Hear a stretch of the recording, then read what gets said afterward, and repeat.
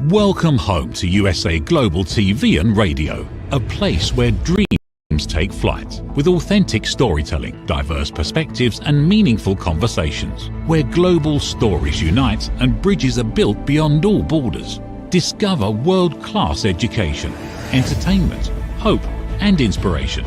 Together, we're building bridges worldwide. Subscribe to our channel, USA Global TV. Download our app, USA Global TV. Be our guest or join our team. Visit usaglobaltv.com. Thanks to our founder and executive producer, Dr. Jacqueline Kerbeck. Music score by Yeffy Tang from Cloud Road Music.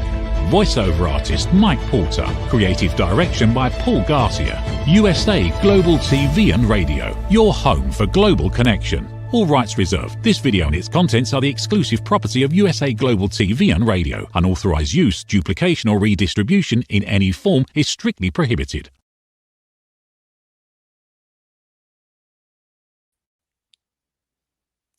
Hello and welcome to USA Global TV and Radio.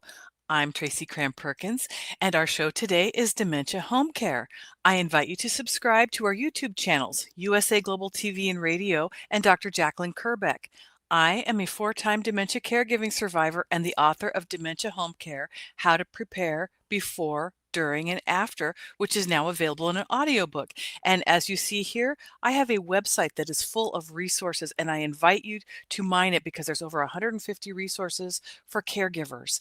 Also, I would like to thank Dr. Jacqueline Kerbeck for awarding me the Public Service in Broadcasting Award this week. I'm very, very deeply honored, and I want to say thank you very much, Dr. Jacqueline, for that award.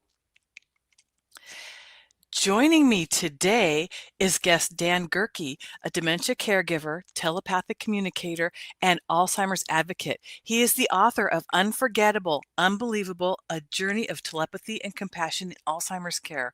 Welcome back, Dan.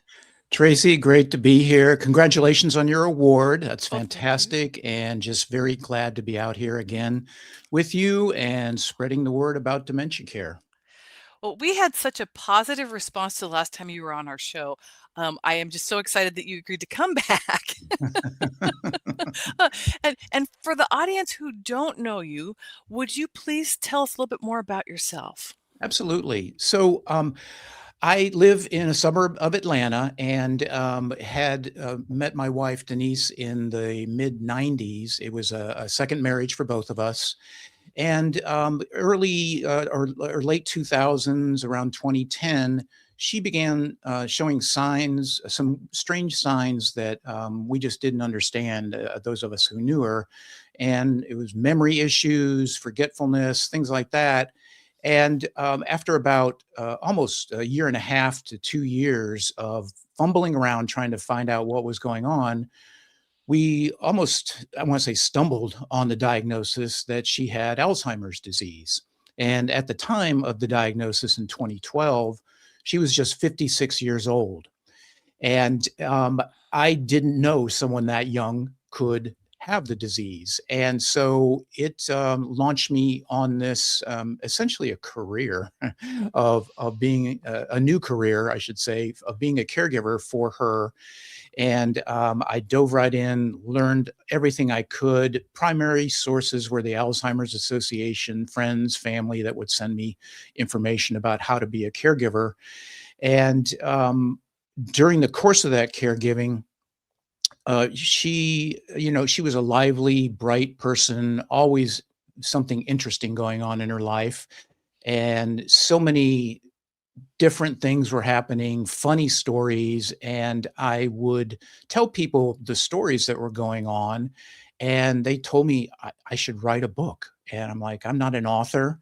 Well, fast forward, after she passed away in 2021, I had the space mentally, physically, spiritually, emotionally to go ahead and write the book, and thus came up with Unforgettable, Unbelievable. And it's just my new mission in life is to educate caregivers, especially men who aren't used to this role of being a caregiver, and to get the word out there that you got to take care of yourself primarily. So that's kind of the brief story of me over the course of the last maybe 10, 15 years. Well, first of all, I want to thank you for mentioning especially men. Uh, we don't acknowledge men in the caregiving roles. We don't, and men, as you yourself will know, don't necessarily want to break down and say, "Hey, I need help." And the fact that you are willing to cross that line, it's not really a line, but I mean, willing to reach out and say, "Hey, you can do this, and here's how," is wonderful. And so, what sorts of things do you normally tell people when you're first meeting them, and especially men, when they're caregiving and dealing with this and they're breaking down in front of you? Yeah, yeah, it's several things that I mentioned. Number one is education. Wherever you get your source of information is fine. As I mentioned, I went to the Alzheimer's Association webpage and went and had meetings with folks at the Alzheimer's Association and came up with a care plan. And so educate. I say number one, educate yourself about the disease and what could potentially happen. Every patient is different. I learned this wonderful phrase from our doctor in that if you've seen one Alzheimer's patient, you have seen one Alzheimer's patient. Everyone it has a different manifestation of the disease and the symptoms, yet there are similar characteristics. And so learn about those and learn techniques about how to lessen the stress on yourself primarily, but also your loved one.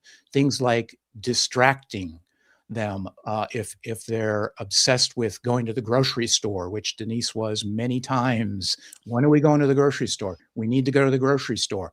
All in the course of 5 minutes, I would get asked 20 times.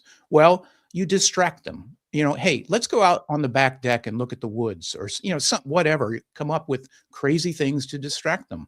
So it's education, number one. Secondly, find a support group. Support groups were great resources for me. I joined several.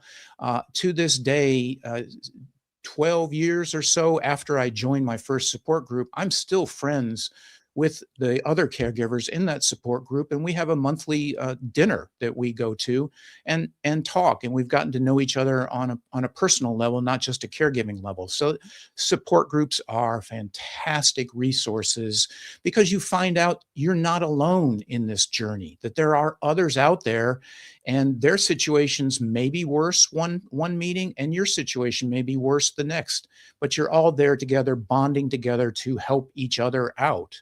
And so support groups are wonderful, wonderful things. And then, I also say when people offer to help, take advantage of it. Don't say, no, I have this, because you don't have this. It is a disease like no other. It was the most stressful period of my life ever, ever, ever, ever. And I don't know what I would have done had I said no to primarily her siblings who came and gave me respite weekends or weekdays, or friends that offered to take her somewhere. And I would immediately say yes. And so I think men, especially, have this thought, attitude, no, I got this. I'm strong. I'm a guy. I've been through situations like this. I'm tough. It's like, you might be, but you're not going to be after this disease. And you've got to take care of yourself first so that you can fully take care of your loved one. Oh, that is so well said, Dan. It is one of the biggest things that I see among caregivers is the men being stoic and basically hiding behind a screen, Yeah. not letting anybody in. And so I'm going to delve into this just a little bit farther. When somebody says they're fine, do you take that as them asking for help? Yes, absolutely. We'll be okay is another one I hear a lot of. And Yeah. it's like, well, you may be right now in this moment, but I make it a habit to quite honestly keep bugging them, right? Mhm. Coming back and calling or emailing and saying, "How you doing? You know, what's new today?" And continue to offer resources. Not be overbearing. You know, I think we all would withdraw if someone came at us and said, "You need to do this," right? Wrong. That's not my approach, and I don't think caregivers appreciate that approach either. And so it's just gentle suggestions, but repeatedly. And so that's what I try and put into my practice when I talk to caregivers, is just like keep checking back with them, keep offering gentle suggestions on what to do. And it's amazing. All of a sudden, you're a great resource, and they're calling you to get advice. It's a wonderful feeling knowing that you're helping people like that. Yeah, yeah. So, can you give us some examples of things that went wrong between you and Denise, and then when you decided to start laughing about it? Yeah, yeah. It's a couple things. First of all, interesting. I have to say, in all honesty, and in looking back at several points in my caregiving role, and even today, I say with all honesty, I don't think I did anything wrong. You know, and I think caregivers get are too hard on themselves and say, "God, I did that wrong. Why did I do that? I'm so mad at myself." And like, no, just let it go. You're out there doing the best you can. So maybe I could have tweaked a few things, um, but all in all, I got to say I don't feel like I did anything wrong. I was the best caregiver I could be for her. And one of the tools that I used, really we used, Denise and I used, was laughter. When we first met, we pretty much had that bond over laughter. And she would fortunately tolerate my smart aleck sense of humor. And I would wisecrack and answer to her about something. And her response was a lot of times, "Did you say smack me?" And so we had a pretty good sense of humor going on. And I made it a point not to lose that, to continue to use laughter early on. One of the funniest examples I have is she wore reading glasses, right? And so I got to a point where she was losing them constantly. So I would go around and put a cheap pair, in every room, and that helped for a while. And then eventually she was losing them. I was somehow the reading glasses magnet. I found them every single time, except for this one time, could not find them. And I spent 10, 15 minutes looking all over the house. I couldn't find her reading glasses. And I finally said, "Look, Denise, it's about time for lunch. Let me go fix lunch, and then we'll resume the search after lunch." So I go to the refrigerator to open it up, and sure enough, what was on the shelf? Her reading glasses were on a shelf in the refrigerator. And I said, "Come here, Denise." She looked and she just cracked up. She just had the biggest laugh over that situation. So fast forward to the next time she lost her reading glasses, she said, "Dan, I can't find my reading glasses." And I took that risk, which every caregiver should do. And I said, "Did you look in the refrigerator?" And fortunately, she laughed. She cracked up. And then we both made our way to the refrigerator to look, and they weren't there. They were somewhere else. But I think the bottom line is try and develop a sense of humor about it. I think laughter is a perspective.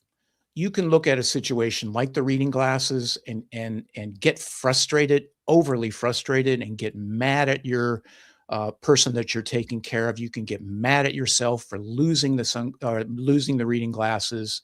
But instead of that, I as best I could took the perspective that this is going to be a funny situation. What is the funny situation about it? What is the funny perspective in losing her reading glasses? Well, and fortunately, again, finding them in the refrigerator was a funny situation in and of itself. Yet, I think it's important for the caregiver to look at a situation with the perspective of what is the funny what is the humor in this situation? Because as caregivers, as you know, of people with dementia, it's not always funny and it's tough. So when you laugh, when you can laugh, please, please laugh. I love that so much. It's uh, the fact that you are allowing yourself the joy of play and Yeah. giving yourself, a little hat tip here, because that is something we push off to the side because we're putting aside our childish ways, trying to take care of somebody, which is in a very serious illness. And yet there's so much collateral beauty that can be found if we give ourselves that permission to play and laugh. And what you just so eloquently stated is that we all need to choose to do that and survive. And I just love how you worded that, because it's very, very difficult for people to give themselves the permission to laugh. Now, do you teach people how to laugh at all, or exercises for that? I'm just curious. Oh, that's a great question. No, I haven't. I haven't thought about that. I talk about it in terms I just mentioned is have that perspective, but that would be interesting to incorporate that into a class. And so you've given me a great idea, Tracy. Thank you. Well, I was just curious because I know myself, I use laughter yoga, but just to get myself going. Oh, So, but I think people don't know how to laugh anymore. yeah, Yeah. yeah, So I don't. yeah. So I'm glad you like that. Love it. Love it.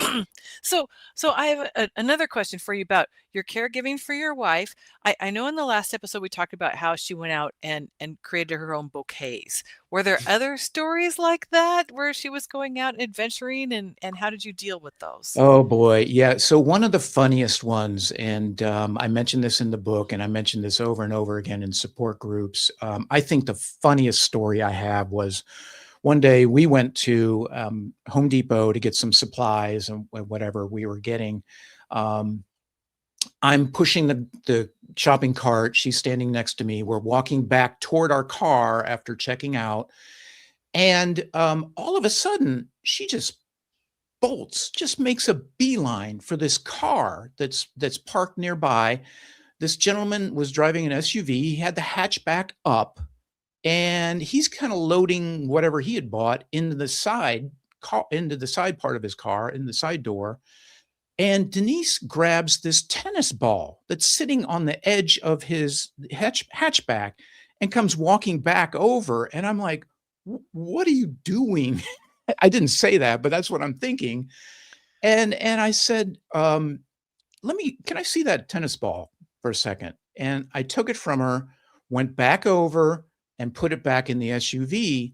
And the guy didn't see me. So I'm like, okay, dodged a bullet there. I get back, start pushing, take 3 steps with the golf cart, and she does it again. She makes a beeline right over for that tennis ball, grabs it out of the guy's car again. And this time he's standing up and he looks, and he's kind of look at me with this smirk on his face. She gets back over next to me, and I said, "Hey, can I see that tennis ball?"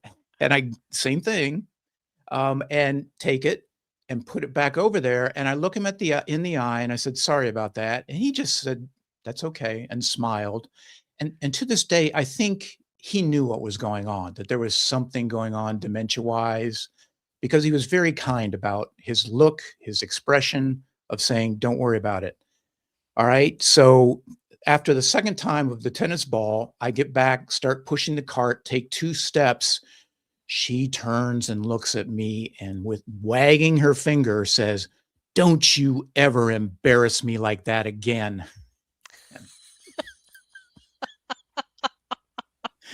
I am exactly what you're doing, cracking up inside. I Mhm. don't dare laugh out loud about that statement. And of course, being the good caregiver, the good husband, I said, "I am so sorry. I will not do that again." Oh my gosh. It just, I tell that, like I said, tell that story over and over again because it is so funny. It's just, again, her perspective of what was going on was completely different. But yet my perspective was that it was yikes, what's going on? But then something funny ended up happening at the end that made me laugh. And again, it was my perspective to embrace that laugh and that humorous part of that situation rather than extol how she did this crazy thing. It was more about the laughter at the end of "Don't embarrass me ever again," you know? So, That's so awesome. yeah. It's Yeah. so awesome. Yeah. So I want to shift gears here just a little bit. We had some questions from audience members from your Yeah. last appearance on the show, and I wanted to throw those at you and see what your take is, if you don't mind. Okay. I'll get my Okay. catcher's mitt out. I'm ready. Okay. Okay. Okay. And so all of this, and for the audience that haven't seen the previous episode, our last episode was all about telepathy and caregiving. And so we're going to shift gears and talk about that a little bit more in depth. So one of the questions we received was, what are the most frequent, what are the things that you can do to keep them more comfortable and less agitated if they cannot speak to their loved one telepathically? Yeah, and I would great question, and I would check in telepathically with Denise during those times after she had stopped communicating verbally. Check in with her higher self and ask her that question specifically: What can I do? What can we do? What can the caregivers do to make you more comfortable? And it's interesting after doing many readings of other people that are caregivers. They want to know that same thing. What can I do? One of the most frequent responses I get back from the person with dementia is really around what I would say generically is comfort. And what brings them comfort most of the time are things like food. Okay, they want a certain type of food, and I get some crazy responses anywhere from certain fruits to things like mashed potatoes. I want mashed potatoes. I'm like, okay. And so I just consider myself the messenger. I'm delivering that message from them about food. Other times, the comfort comes in ways of, as you know, they're bed bound or chair bound. Well, I need more pillows. So figure out how to incorporate more pillows into their situation. Other times, it's visits. They want to see children oftentimes that are not able to visit frequently. And so I'll tell the caregivers, well, you know, that's why we have these phones that have video cameras and you can FaceTime, even though their son is, you know, 1,000 miles away. Get them on FaceTime on a regular basis because mom wants to see them. So that's a frequent request. Another one is music. A lot of times, music is a soothing remedy, a soothing thing that they want to hear during the day. So I encourage them again, find out what era they grew up in. If it was the 40s, 50s, you know, maybe it's Elvis, maybe it's Frank Sinatra, you know, the Beatles, you know, whoever was in that was popular during that time that they were growing up, play that music. And those are kind of the common themes that I hear quite a bit of when I'm communicating telepathically with them. So I'm going to take us back a step because I should have done this first. Can you tell us how you first communicated with Denise so that the audience understands this a little better before I ask my next question? Because Okay, that'll yeah. make more sense. Yeah. Yeah, absolutely, absolutely. So, Denise had started, I was about 3 years after the diagnosis, and she had started getting really quiet, communicating verbally less and less, yet, more situations were coming up, including trying to get her on the toilet would take her upwards of an hour sometimes. Getting her in the car was physically difficult. She just, the disease was preventing her from having a thought and then executing that thought with her body. She just couldn't do that because of the disease. I came home one night after work, uh, got her ready for bed. I was physically, mentally exhausted, tough day at work, and she goes to sleep. I stayed up a little bit longer, had a glass of wine, came back to bed, relaxed a little bit, and was sitting there kind of upright in bed. She was fast asleep. Her physical self was fast asleep. And I remember having the thought in my head. I said, Denise, this would be so much easier if I could talk to you. And it was in my mind's eye, my mind, I heard her voice say, well, then talk to me. And I and I looked down next to me in the bed, and she's fast asleep. It was completely in my head. And I immediately said, okay, the toilet is a challenge. It's taking upwards of an hour. We're both struggling. How do I get you on the toilet easier? And she showed me, again, images of what to do, where to place my hands, told me phrases like push here, push there, do this, say that. And I said, thank you very much, completely believing it was her, or at least her higher self, her intuition, her soul was communicating with me. The next morning, get up, try those methods, and Tracy, it was amazing. What had been taking upwards of an hour, we accomplished in 30 seconds. And she's on the commode, and I'm so elated. And so that began my communication over and over again. How do I do this? What's a better way to do this? What do you need? What do you want? Those kind of things.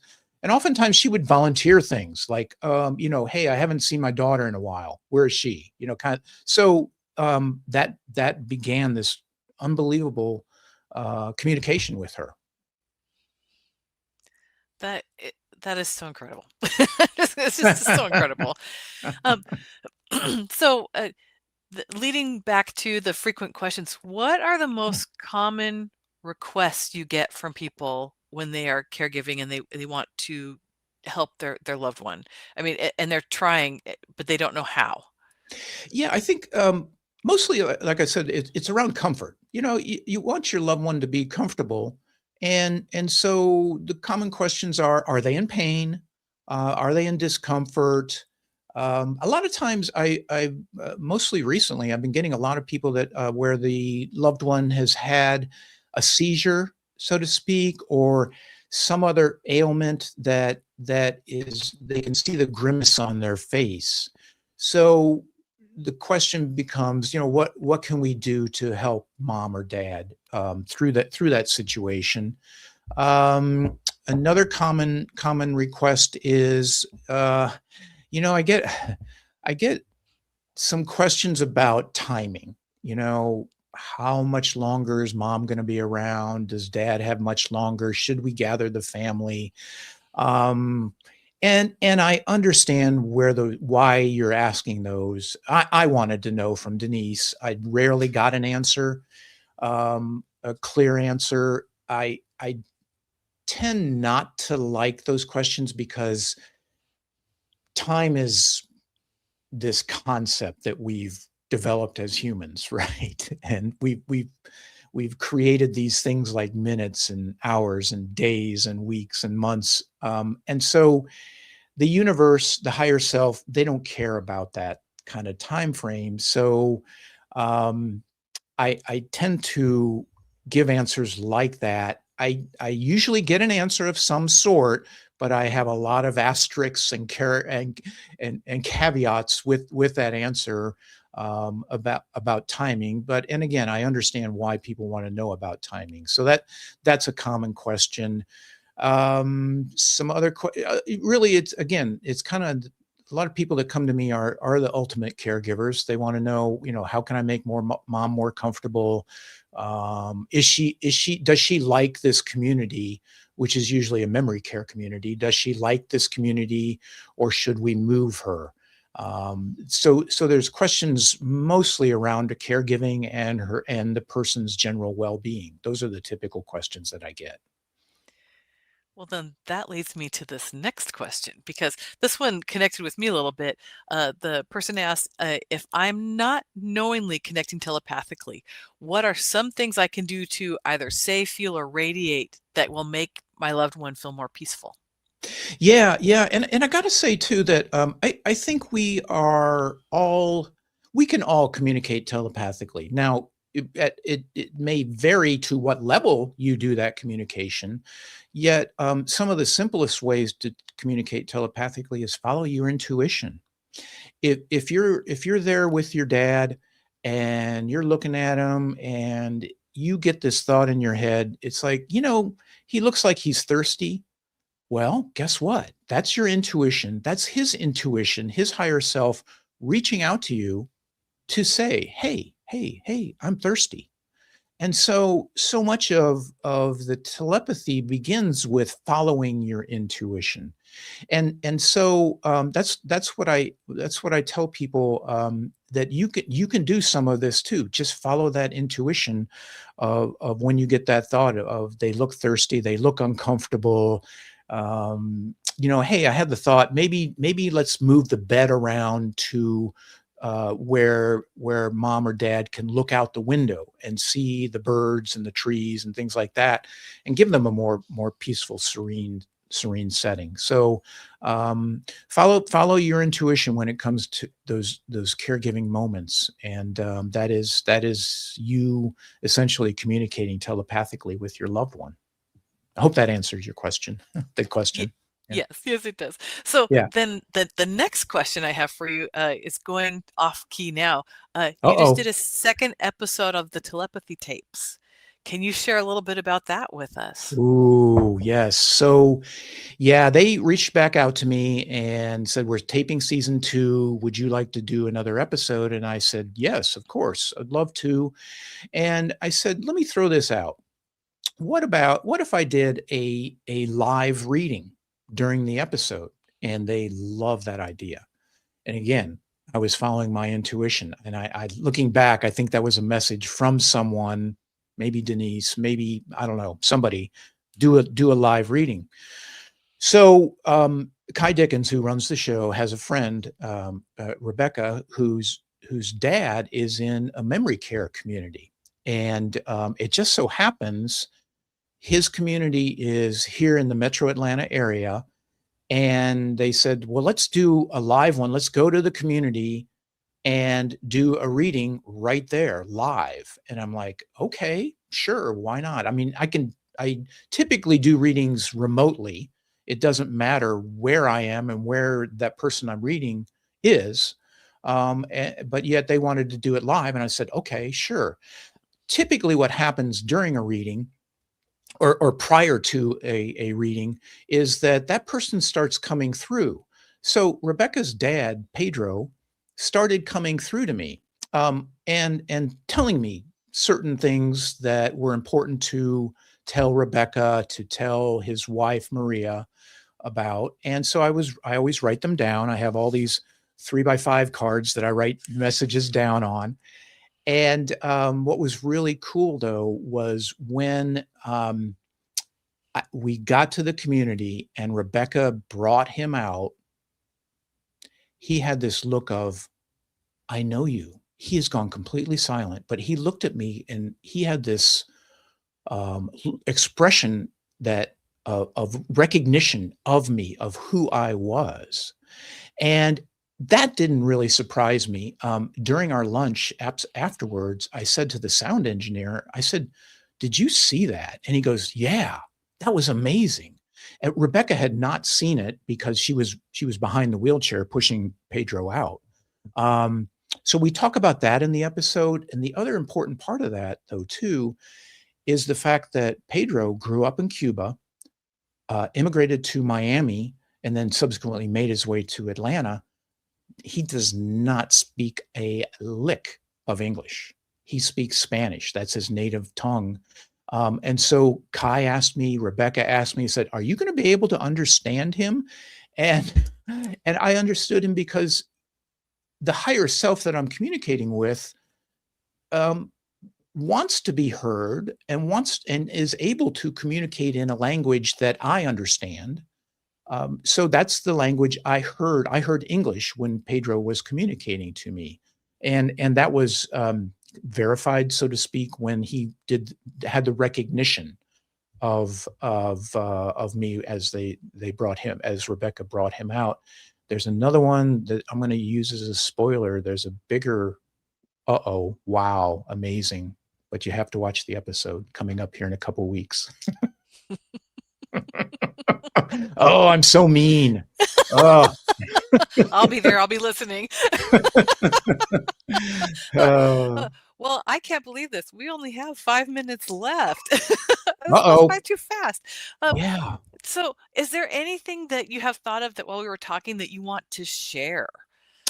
Yeah, yeah. So again, my whole mission is around caregivers, making sure, I want them to take care of themselves, find humor, find support groups, find support, take support, say yes when somebody offers you support, and don't be hard on yourself. And then I want to, if I can, leave with this thought. I have a bulletin board here next to me, and yesterday I glanced over, and I rarely glance over at it, and I'm like, what is that? What is this piece of paper sitting up there? And I'm like, it's important for today, for our talk right now. So I want to leave you with this quote by Ralph Waldo Emerson. And it really, it can be interpreted many ways, yet I see it as his way of talking directly to a caregiver. And it's about a caregiver. I offer it as a caregiver being able to forgive themselves about the day and what happened. So he says, finish each day and be done with it. You have done what you could. Some blunders and absurdities have crept in. Forget them as soon as you can. Tomorrow is a new day. You shall begin it serenely and with too high a spirit to be encumbered with your old nonsense. And I thought, gosh, that's so beautiful for caregivers to just forget about. If you've made a mistake or you feel like you've made a mistake during the day, forget about it. Forget about it. No one is there with pen and paper grading you about your performance today as a caregiver. Just forget about that mistake you might have made. Move on. Live in the moment, because the only moment that your loved one with dementia is in is this present moment right now. They are not going to be critical of you and the potential mistake you made yesterday. They forgot about it already. So forgive yourself and move right into this present moment with your loved one, because that's all you have. Wow. Thank you. All right. I do want to do one other thing. Can you Yeah. tell us about your website, Soul to Soul Communications? Yeah. Yeah. So my website, as you mentioned, Soul to Soul Communication, is a way to investigate a little bit more about me. And I'm so glad you brought that up, because I'm actually going through an update of that right now. It's got to be updated. But it still will be live. You can learn more about my book, some of the work I do, which is primarily doing readings for people that are caring for their loved ones that have gone silent. I will do telepathic readings. I also do training. If people feel that they are communicating telepathically and they want to kind of boost that communication, I do a 6-week course with them and train them how to boost that signal they're getting, basically. I also offer Reiki. I'm a Reiki master. So the website talks about all those. I also have a hobby that has turned into a business. I make candles. And so those are on there as well. So come see me there and see what resonates with you. So that's my website. I also offer my email. Please reach out to me if you'd like to learn more. Have a free consultation about telepathy. I'll sit and chat with you for a little bit, and maybe you decide not to have a telepathic session. Maybe you do, but it's all there on the website. And thank you for mentioning it. Well, Dan, thank you so much for joining us today. It's been wonderful Thank again. you. Thank you. I really mean this sincerely. I enjoy talking with you, and it's fun, Tracy. And thank you. It's easy to see why you won an award. So Oh, thank you. Thank you. Well, we will be back on January 20th with guest Allison Schreier, president of Zinnia TV, and discuss her husband Evan's journey with frontal temporal dementia, also known as FTD, for the next episode of the Dementia Home Care Show. In the meantime, you can go over to our YouTube channels at USA Global TV and Radio and Dr. Jacqueline Kerbeck and look for the Dementia Home Care playlist, where you'll find all of our past episodes. Thank you to the wonderful Dr. Jacqueline Kerbeck for all of her hard work behind the scenes today. And thank you to our sponsors for making this possible. See you next time, everyone. USA Global TV and Radio proudly presents Tracy Cram Perkins, a dementia caregiving survivor teaching how to balance care with peace of mind. #1 resource for dementia caregivers. It's the book Dementia Home Care, How to Prepare Before, During, and After. Over 17,000 copies sold of this must-have guide. And now a testimonial from Tracy Smith. If I was to describe this book to someone who is going through a similar situation, I would underscore how important it is to have some sort of a tool or a guidebook to help you through certain stages. And there's so many, it's such an unknown topic to the average person. And to have this as a reference is essential. It's going to help you get through it personally, as well as help your loved one manage. To learn more, go to tracycramperkins.com. Tracy Cram Perkins is an award-winning author. She's also the host of Dementia Home Care television show. Watch it here on USA Global TV and Radio. Listen, babe, now, listen, babe, now. Listen, babe, now, listen, babe, now. Listen, babe, now, listen, babe, now.